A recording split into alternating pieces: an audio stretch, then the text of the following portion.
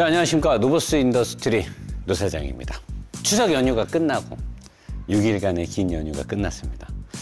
저희 직원들이 지금 다 후유증이 장난이 아니라서 저도 이번 추석 때는 좀 여행을 다니고 노느라고 피로가 채 안 풀렸는데 그래도 리뷰는 열심히 해야 되니까 오늘 간만에 아우디 차량 중에 제가 제일 좋아하는 아우디 A4.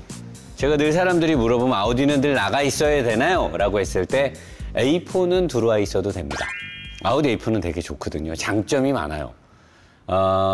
전륜 구동인데 엔진이 너무 앞에 있고 세로로 있고 여러 가지 좀 불리한 경우도 있는데 그게 또 장점인 경우도 많고, 특히 또 이 차는 아우디 태안 모터스의 어디전 시장? 도곡전 시장의 김땡땡 주인님, 이 이름하고 전화번호가 나가요. 혹시나 또 딴 사람들이 너무 부러워할까봐 제가 이름은 김지땡 주인님 이렇게 나가는데, 과감하게, 근데 만약에 까였다 아마 이직을 해줘야 되지 않을까. 아우디가 조직 문화가 그렇게 내부 차량들이 까이게끔은 놔주는 회사는 아닌 걸로 알고 있는데, 어쨌든 저는 뭐 가감없이 지실대로 진행하도록 하겠습니다. 일단 이 차는 아우디 A4의 40TFSI 200마력이 살짝 넘어요. 토크는 30대 초반이고요. 보통 우리가 타는 일반적인 고출력 2.0 말고 평범한 2.0 가솔린 200마력 초반에 토크도 32 정도, 그냥 30 초반이니까 아반떼와 소나타의 중간 크기인 이 차를 몰기에는 남는 힘은 아니지만 부족한 힘도 아니고 적당히 재밌게 연비 위주로 잘 탈 수 있는 그런 구성을 갖고 있고요. 사륜이 아니라 전륜이기 때문에 차량값이 한 5,400? 그 정도 왔다 갔다 할 거예요. 딜러십들마다 할인이 다를 텐데 제가 알기로는 뭐 정확한 건 아닙니다만 요즘에 이제 뭐 각 브랜드별로 좀 차 판매가 잘 안 돼서 이 A4 같은 경우는 1,000만 원에서 잘만 쇼당이 되면은 1,300~1,400까지도, 이거는 뭐 모델에 따라 다른 거니까, 그리고 뭐 금융 프로그램에 따라도 다르니까, 그렇다라고 하면 소나타 풀옵션 값으로 살 수 있는 금액이 아니냐. 그러면 나는 무조건 A4를 사죠. 소나타가 아무리 옵션이 좋아도 A4의 아우라나 어떤 하차감 뭐 장난 아니죠. 독삼사고. 저는 무조건 그렇게 되면 A4로 갑니다. 자, A4의 구성은 일단 시작과 동시에 좋댔다. 좋댔다. 이게 뭐냐?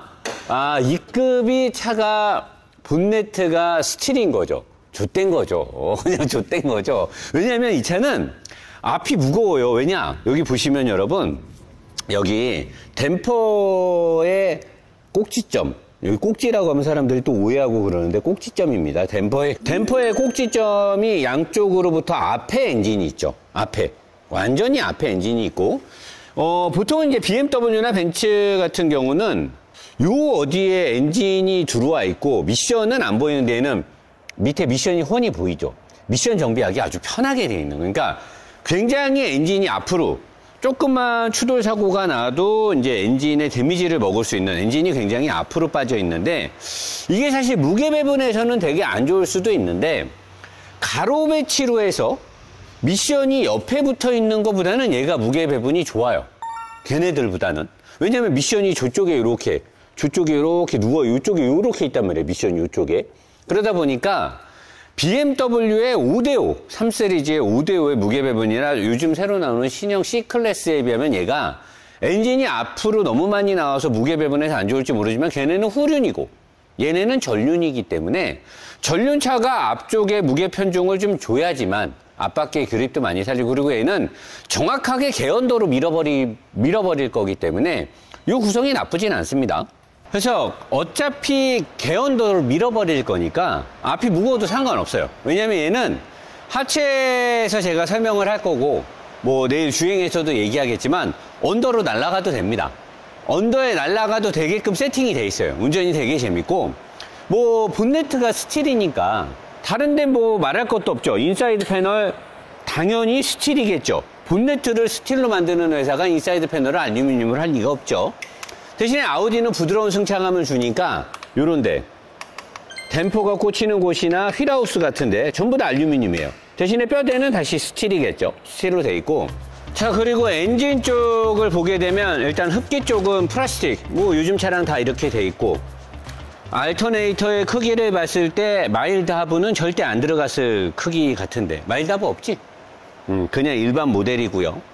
그리고 엔진은 뭐 딱히 기술은 없는데, 이쪽에 있는 이제 터빈의 구성이 앞에 바람이 들어왔을 때 요 터빈들을 식혀줄 수 있게끔 잘 돼 있고, 전자식 액추에이터도 튼튼하게 돼 있어요.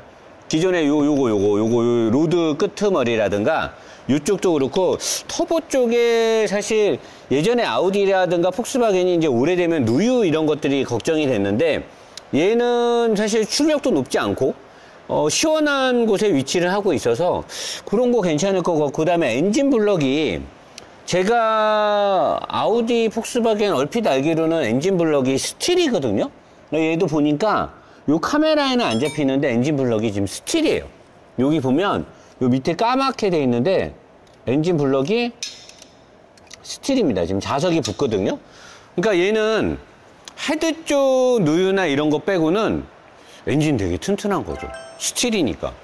되게 무거운데 폭스바겐 그룹이 희한하게 2.0도 그렇고 3.0도 그렇고 엔진 블럭을 스틸을 아직도 많이 쓰는데, 장단점이 있어요. 일단 싸고 튼튼합니다. 되게 엔진 블럭에 큰 문제가 생길 확률이 적은데 무겁죠. 무겁고 또 이 냉각수가 스틸 블럭을 돌아다닐 때는 얘의 오염도가 되게 심해요. 그래서 오래된 주행거리가 많은 아우디들이 들어오면 다른 요즘 차들에 비해서 냉각수의 오염도가 굉장히 심한데, 이건 내구성적인 측면에서 보면 사실 장점이 많아요. 잘 고장이 안 나고 엔진 블럭의 변형이나 스크래치로부터 굉장히 강하기 때문에 오랜 기간 엔진 오일 관리를 잘한다라고 하면 엔진 컨디션은 되게 좋을 거거든요. 그리고 이 필터, 여기 이제 동그란 필터가 들어가는데 보통 일반적인 이런 네모난 각 필터가 아니고 저런 동그란 필터를 쓰게 되면 필터 값이 비쌉니다. 그리고 얘를 끌러가지고 필터를 교환할 때 아주 지랄 맞아요. 공임이 많이 나옵니다. 근데 이게 내구성이 또 길어요. 그러니까 또 그렇게 보면 뭐 그놈이 그놈이다. 근데 어쨌든 우리 정비하는 사람 입장에서는 필터 가는 게 아주 지랄 맞다. 근데 효율은 좋은 것 같더라고요. 저게 중국산 짝퉁을 넣으면 엔진 체크가 들어와요. 그 정도로 얘네가 약간 민감하게. 여기 에어플로 센서가 있나 보죠? 여기 에어플로 센서가 얘인지 어쩐지는 모르겠는데, 얘네가 이 흡입되는 공기의 양을 민감하게 제어하는 그런 기능도 좀 있어요. 그래서 저는 아우디의 가솔린 터보 엔진을 좀 좋아하는 편이거든요. 되게 부드럽고 튼튼한 편이고, 운전을 했을 때 BMW처럼 다이나믹한 건 아닌데 부드러우면서도 웬만한 영역대를 다 소화해 주기 때문에, 이건 제가 리뷰에서 얘기하겠지만, 아무튼 앞을 봤을 때는 그냥저냥 괜찮다. 왜냐면 소나타 풀옵션 가격으로 살 수 있기 때문에 이 정도면 훌륭하다 라고 하면서 옆으로 가겠습니다.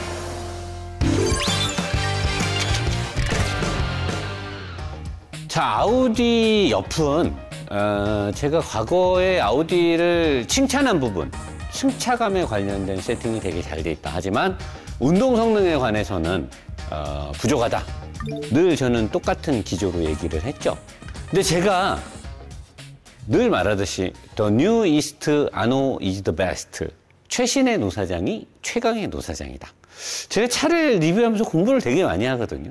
아우디는 왜 그렇게 했을까? 아우디가 아우토 유니온 또는 볼스프렁 더치 테크니키 뭐 이런 거 기술을 통한 진보? 아우디가 기술이 없는 회사가 아니잖아요. 그러니까 보니까 얘네가 위에를 이렇게 암을 2개를 해서 자유롭게 움직이게, 이게 자유롭게 이 너클암의 상단 부분을 부드럽게 해주는 데는 굉장히 좋은 거예요. 근데 이게 가운데서 치밀하게 한 군데를 잡지 않았을 때는 스포츠성에서는 약간 부족함이 있거든요. 그리고 아래쪽도 보면 여기 지금 스티어링 암을 중심으로 앞쪽으로 원래 이렇게 텐션 스트럿이 나가야 되는데 텐션 스트럿이 안 나가고 뒤쪽으로 스러스트 암으로 빠져요. 뒤에 있잖아요, 이 암이 이렇게. 제가 이 부분을 많이 스포츠성이 약하다 뭐하다 깠는데, 예전에도 내가 이제 이런 걸 깠을 때 이게 부드럽고 앞쪽에 엔진이 있고 이러다 보고 앞이 무거우니까 얘네가 어쩔 수 없이 이렇게 했다는데, 얘네가 뼈다구의 형상이 프레임의 형상이 앞쪽으로 텐션 스트럿이 나갈 수가 없는 구조. 이쪽으로 나갈 수가 없어요. 잡아주는 곳이 없기 때문에 어쩔 수 없이 뒤로 뺐는데, 여기에 각도, 여기 보면 여러분 피봇의 각도, 암이 꽂히는 게 나란히 90도로 꽂혀요. 보통 이제 BM이나 벤츠는 이렇게 여기 대각선으로 이렇게 꽂히죠. 이렇게 대각선으로. 근데 얘는 이렇게 꽂혀. 그러면 내가 과거에는 이걸 가지고 아우디를 깐 거예요. 스포츠성이 잘 안 나오니까. 근데 도사장이 진화를 하잖아요. 쭉 타보니까 얘네가 여기다가 너클암을 하나를 잡는 거는 내가 봤을 때 시도할 법도 한데, 그렇게 하지 않는 이유가 밑에다가 스포츠성을 강하게 세팅을 할 수가 없어요. 왜냐하면 텐션 스트럿이 나가지 않는 상태에서 앞이 무거워버리면 얘를 스포츠로 한다 하더라도 앞이 무거우니까 스러스트암으로 빠진 상태에서 얘네들의 피봇의 각도를 살벌하게 준다? 45도 막 50도 틀어갖고 이 피봇의 각도를 세게 꽂는다? 어차피 앞이 무겁기 때문에 그게 카빙턴이 의미가 없어요. 카빙턴을 하려면 무게 배분이 뒤로 빠져야 된단 말이에요. 앞바퀴가 가지고 가는 하중의 부담이 적었을 때 카빙턴이 되는 거지. 아니, 이빠이 무거운 거를 등에다 군장을 맸는데 세게 어떻게 코너를 돌 거냐고. 그러니까 얘네는 선택이 다 얘네를 각도를 세게 줘서 이 카빙턴을 할 수 있게끔 입체적으로 바퀴를 움직이는 게 아니라 부드럽게 움직이면서, 어차피 앞이 무거우니까 언더로 날아갈 거 아닙니까? 앞이 무거우니까. 날아갈 때 앞뒤의 그립을 같이 살려서 날아가면서도 그립을 살리는 방법을 택한 것 같아요. 제가 보니까. 근데 과거에는 제가 카빙턴이 안 되고 텐션 스트럿이 없다고, 그리고 피봇이 정직하게 꽂혔기 때문에 막 깠죠. 지금도 그거는 나는 아쉬운 부분이긴 한데, 얘네 나름대로 앞쪽에 무거운 무게 배분을 극복하고자 한 부드러운 운전 느낌과 세팅을 준 게 아닐까라고 생각이 들고요. 얘는 전륜인데 뭐 디스크라든가 뭐 캘리퍼라든가 뭐 이런 거 딱 보면 뭐 소나타보단 낫잖아요. 어차피 할인받고 샀을 때 얘가 소나타 풀옵션 가격이니까 이쪽에 들어가 있는 알루미늄 값만 해도 소나타보다 월등히 낫죠. 그리고 댐퍼 두께 괜찮습니다. 그 다음에 스프링 권성, 약간은 소프트한 권선량으로 세팅이 돼 있고, 방대한 알루미늄 합금에 알루미늄 브라켓까지 여기 싹 들어갔죠. 이런 걸로 보면은 그랜저를 능가하는 세팅 값을 갖고 있고, 아래쪽에 얘네가 잡히는 여기가 다 지금 알루미늄인 거예요. 그 다음에 이쪽에 스러스트암 빠진 거는 강하게 잡아야 되니까 스틸로 잡혔지만, 핸들을 통해서 또는 여기 댐퍼가 꽂히는 포크도 알루미늄으로 만들어 놓고, 여기 너클암도 알루미늄으로 크고, 얘는 스틸이지만 이 스티어링 암하고 얘가 꽂히는 부분, 여기서 갈 수 있는 잔진동이 갈 수 있는 부분은 다 이렇게 알루미늄을 해놔서 굉장히 부드럽게 운전이 가능하고, 앞부분이 무겁고 전륜이고 이런 거에 대한 세팅은 나름대로 최선을 다했고, 그리고 운전을 해보면 A4는 이렇게 생겼지만 굉장히 스포티하게 운전이 가능해요. 걔네가 그렇게 세팅을 한 거죠. 뒤로 가겠습니다. 자, 이제 뒤로 와서 소나타랑 경쟁을 해야 되기 때문에 뒷바퀴 디스크는 솔리드가 들어가 있습니다. 왜냐면 여기 이제 벤틸레이션이 들어가면 소나타하고 너무 격차가 벌어지게 되거든요. 그랜저랑도.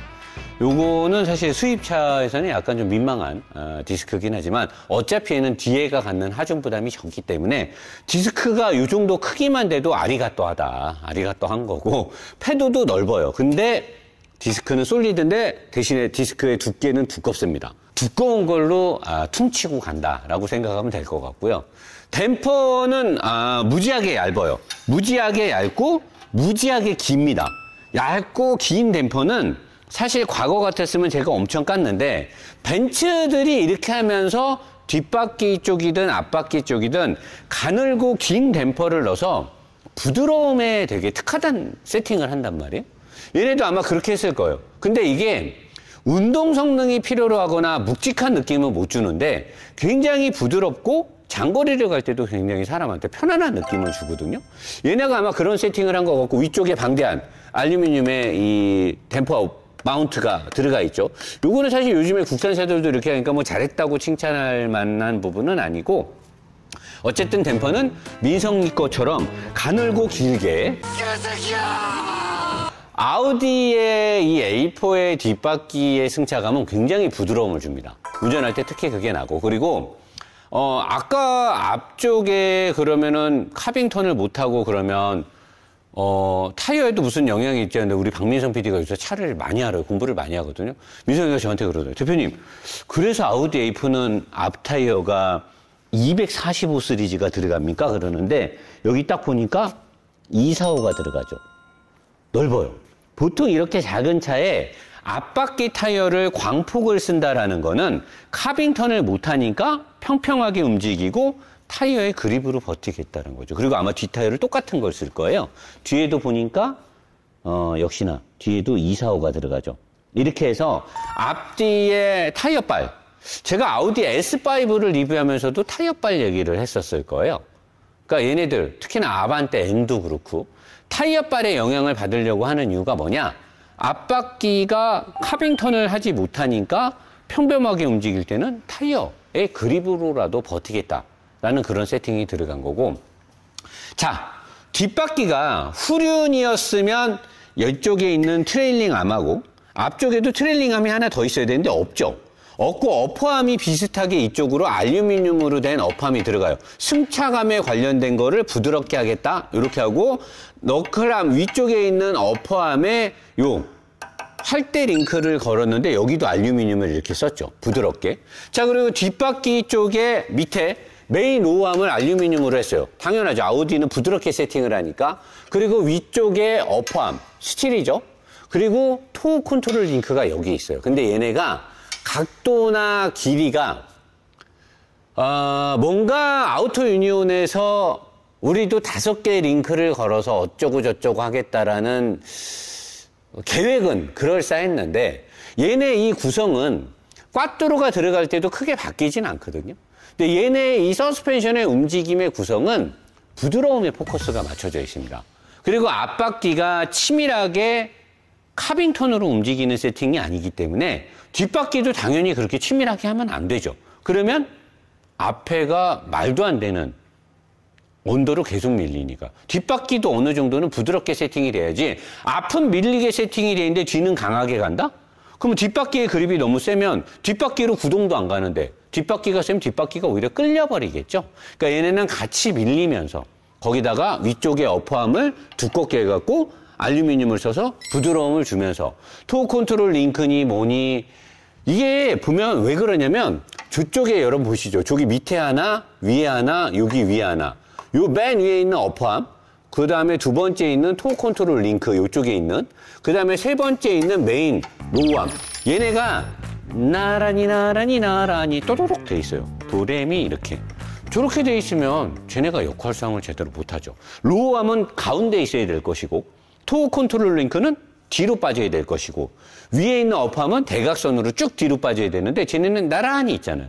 그럼 쟤네가 몸통 쪽에서 바퀴를 잡아줄 때 움직임이 비슷하게 이렇게 움직이니까 하나는 이렇게 잡고, 하나는 여기서 잡고, 하나는 이쪽에서 멀리 잡고, 이렇게 해줘야 이 바퀴 너클함을 세게 잡는데, 쟤네는 저렇게 해놓으니까 움직임에 어느 정도 신경은 쓰지만 우리는 스포츠성보다는 부드러움으로 가겠다. 그리고 앞바퀴와의 어떤 온도차를 맞추겠다. 각도차를 맞추겠다. 이런 식으로 돼서 요거를 지금 듣는 여러분들이, 아, 노 사장이 상당히 부드러워졌구나. 아니면 태안 모터스에서 받아서 몸을살이나? 그건 절대 아니고요. 이 차는 운전해보면 재미는 있거든요. 제가 몸을 사리기 위해서 이렇게 하는 건 아니고, 뭐 태안 모터스가 잘 되라고 이렇게 하는 것도 아니고, 사실 이 구형 A4가 팔리면 몇 대나 팔리겠습니까? 이제 끝났는데. 앞으로 신형 나올 건데 재고도 필요 없어요. 내가 이거 뭐 잘 팔리라고 잘해줄 이유도 없고, 뭐 돈 10원도 안 주는데 잘해줄 마음도 없고, 내가 뭐 돈 받은 것도 없는데. 단지 저는 있는 그대로를 얘기인데, 예전에는 내가 죽자고 깠던 내용들이 지금은 죽자고 까는 게 아니라 처녀가 애를 베도 다 이유가 있다라는 것처럼 아우디가 이렇게 세팅해야 되는 이런 이유가 있지 않았을까라고 제가 업그레이드해서 얘기를 하는 거고, 요 구성을 봤을 때 우리나라에 또는 일본에 있는 전륜차들에 비해서는 5배 이상 좋은 멀티링크의 구성을 갖고 있는 거고, 왜? 트레일링암 자체가 없잖아요. 전륜차들은 대부분 여기서 트레일링암이 나와버리잖아요. 걔네 때문에 얘는 절대적으로 트레일링암의 움직임의 범위를 벗어날 수가 없어요. 근데 얘는 트레일링암이 없죠. 일반 후륜구동처럼 5개의 멀티링크 구성을 갖고 있기 때문에 이 자체만으로도 전륜인데 이렇게 돼 있으면 땡큐다 라고 하면 됩니다. 밑으로 가겠습니다. 자, 이제 밑으로 와서 여기 여러분 보시면 알겠지만 이렇게 전체 보면 앞범퍼 바로 앞에 여기가 지금 엔진의 오일 팬이거든요. 굉장히 엔진이 앞에 있는 거죠. 근데 그나마 다행인 건 일본 차랑 미국 차 국산 차에는 없는 오일 레벨 게이지가 여기 딱 있기 때문에 오일이 좀 줄거나 그러면 여기서 레벨이 감지를 해줄 수가 있는 거고, 서스펜션의 구성은 제가 아까 위에서도 얘기했지만 이쪽에 스티어링암을 약간 대각선으로 꺾었어요. 여기는 지금 90도로 박혀 있는데 얘는 이렇게 여러분 보이면 꺾은 거 보이죠? 얘를 원래 이렇게 서 있어야 되는데 얘를 지금 약간 이렇게 틀었거든요. 이렇게 튼 이유가 여기서 캐스터를 주려고 지금 한 거예요. 캐스터를 주기 위해서. 왜냐면 너무나 캐스터 각도 같은 게 없으니까 얘라도 꺾어서 여기를 지금 꺾은 거거든요. 캐스터 각도를 주려고 했는데 어쨌든 얘는 전체적으로 봤을 때 부드러움에 많은 부분 포커스를 둔 거고, 위쪽에 메인 뼈대, 인사이드 파넬도 스틸이고 아래쪽에 있는 서브 프레임도 다 스틸이에요. 잔진동이 많을 거잖아요. 근데 희한하게 아우디를 타면 잔진동이 많이 안 들어오죠. 왜냐?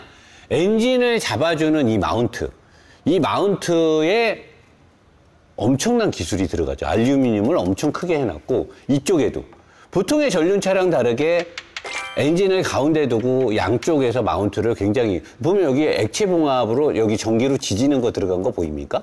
얘네가 달릴 때는 지져버리고 살살 달릴 때는 부드럽게 하니까 이쪽도 달려 있잖아요. 이쪽도 여기 잭이 보이죠, 여러분? 요렇게 요 잭.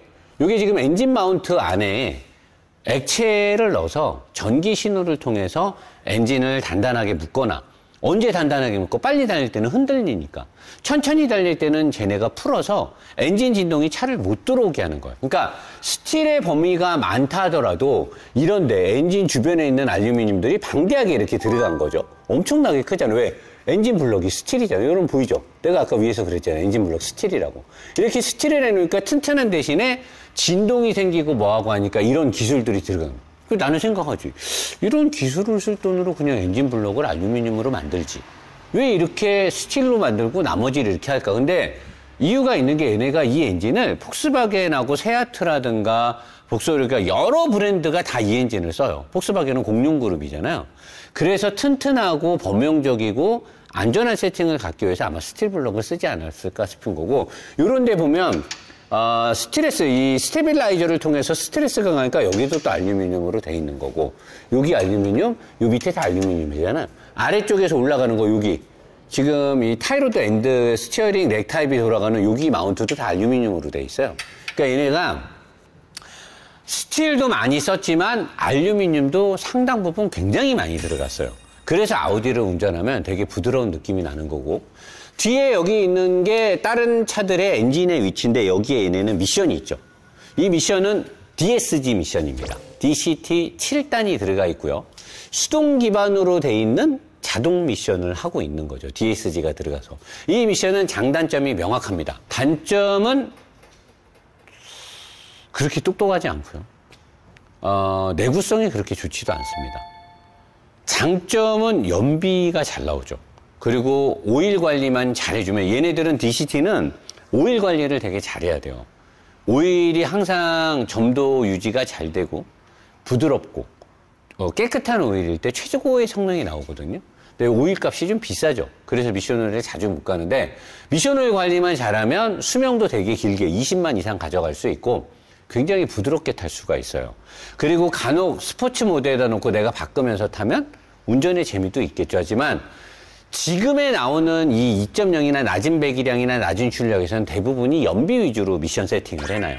그래서 조금 재밌게 타고 싶은 분들은 웬만한 오토 미션보다 멍청하다라고 느낄 거예요. 그도 그럴 것이, 이 미션의 세팅은 굉장히 오래전에 된 겁니다. 최근에 나온 미션이 아니에요. 옛날 미션이기 때문에 지금의 이 미션을 타면서 똑똑함을 바란다? 불가능합니다. 연비 잘 나오고 부드럽게 가는 걸로만 만족을 해야 되고, 가벼워요. 생각보다 미션이. 그리고 연비가 잘 나옵니다. 그 외에는 노사장한테 존나 까일 겁니다, 아마. 그 두 개만이라도 일단, 왜냐면 그 두 개가 중요한 분들이 많다는 걸 저는 알고 있거든요. 자, 그리고 미션의 마운트. 굉장히 튼튼하고 알루미늄에 중간에 부식 넣고 알루미늄을 크게 해서 차대 보강까지 같이 잡아놨잖아요. 굉장히 잘한 거고. 많이 비어있죠. 이쪽으로 이제 꽈뚜로가 지나가는 자리인데 텅텅 비어있어요. 이쪽 텅텅 비어있는데 현대나 기아 자동차들처럼 막 이렇게 비어있다고 해갖고 단열 소재를 건너뛰고 그런 얌스러운 짓은 안 했고, 얘네가 사실 내가 좀 옛날에 깠던 건 뭐냐면 이 미션의 위치가 한참 여기 있어야 돼요. 이쯤에. 얘네 되게 높게 있죠. 이렇게 되게 높게 있는데 이게 이제 엔진의 구성이나 구형 엔진의 마운트의 위치, 그 다음에 이 DSG 미션의 특성 때문에 그래요. 그러니까 얘네가 전체적으로 무게중심이 높을 수밖에 없는 이유. 그러니까 이제 여러 가지로 차를 세팅하는 데 제약이 많죠. 근데 이런 소형차급에서는 웬만한 전륜들보다는 훨씬 낫죠. 전륜차들은 훨씬 더 높은 데 있기 때문에, 얘도 지금 전륜구동 모델이잖아요. 엔진과 미션이 세로로 있지만 전륜구동 모델이기 때문에 그런 걸 감안하면 뭐 내가 BMW나 벤츠랑 비교했을 때 문제가 되는 거지, 전륜차만으로만 비교를 하게 되면 문제가 될 게 없고, 중간에 보강대가 없어요. 얘가 제가 알기로는 이 차급에 중간에 보강대가 저는 있어야 되는 걸로 아는데 위쪽에 어디 안 보이는 데 있는지 모르겠는데 제가 보는 건 없는데, 원래 이쯤이나 이쯤에 보강대가 하나 있었는데 여기가 지금 크니까 이걸로 버티는지 모르겠는데 없고, 뒤에만 하나 있는데 뒤가 상당히 좀 튼튼한 재질로 돼 있어요. 여기도 이렇게 꺾어 놓은 거 보면 강성을 확보하기 위해서 이 철판을 절곡을 시켰거든요. 그 큰 거 볼트 4개를 박은 걸로 보아 하체 쪽에 강성 확보를 해서 많이 노력을 했고, 이게 본딩이나 방청제들을 바르긴 했는데 벤츠처럼 아예 안 바른 것도 아니고 BMW처럼 전부 바른 것도 아니고, BMW와 벤츠의 중간 어디서 약간 어설프게 줄타기를 하는 게 아니냐. 어쨌든 보이는 곳은 발랐는데 노사장이 마음에 들 만큼 방청제라든가 이 본딩을 많이 바른 건 아니다라는 거고요. 뒤쪽에 서브 프레임이 굉장히 독특하게 돼 있죠. 여기서 파이프 같은 걸로 이렇게 해갖고 조기까지 이렇게 타원으로 이렇게 보세요. 이렇게 해갖고 이렇게 타원으로 이렇게 부메랑처럼 잡아서 여기 하나, 그 다음에 여기 하나, 이렇게 두 개를 잡고 여기도 마찬가지고, 그 다음에 여기를 이렇게 브릿지를 걸어갖고 있는데, 제가 봤을 때는 원래 이쪽으로도 뭐가 하나 와야 되는데 부메랑을 하나 걸고 브릿지만 하나 딱. 그래서 내가 아우디를 세게 잡아놓을 때 뒤에가 좀 불안하다고 느끼는 건, 어찌됐건 간에 전륜차들에 비하면은 되게 잘한 건데, 얘네가 꽈뚜로를 하든 뭐 하든 RS4도 있고 RS5도 있고 S5, S4도 있고 고성능이 많으면 걔네들은 이게 보강이 들어가겠죠. 근데 어쨌든 일반적인 차량에서 봤을 때 뒷바퀴의 이 앞쪽의 암들에 이 관련돼서 얘 하나만으로 지금 버텨야 되는 거고요. 뒤쪽도 얘 하나밖에 없는 거잖아요.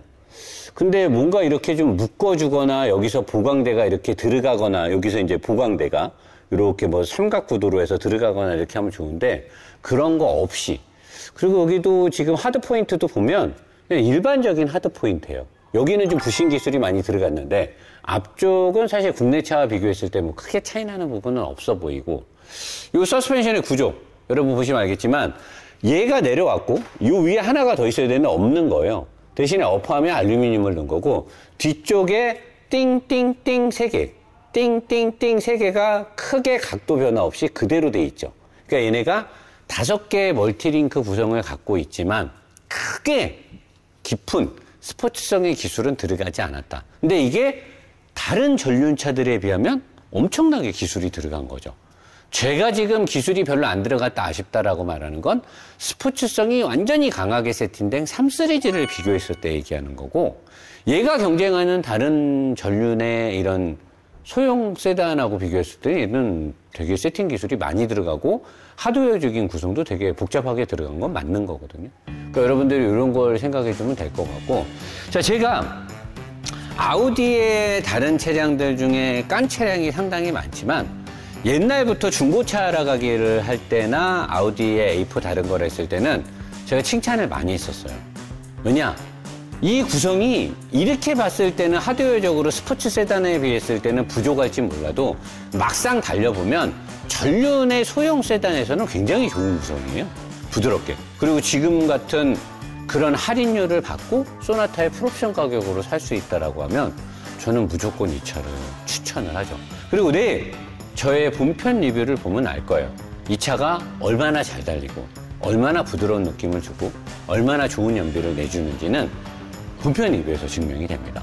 아우디 A4는 3 시리즈만큼 살만한 가치가 굉장히 높은 차예요. 왜? 유럽에서 이 차의 판매율을 보면 알아요. 아우디 A4 상당히 많이 팔리거든요. 미국에서도 아우디 A4는 인기가 있는 차량입니다. 유럽에서도 그렇고. 우리나라에서도 아우디를 노사정이 옛날에 나가 있어! 라고 까서 그때는 A6, A8이었고 A4는 그런 차가 아니라는 거죠.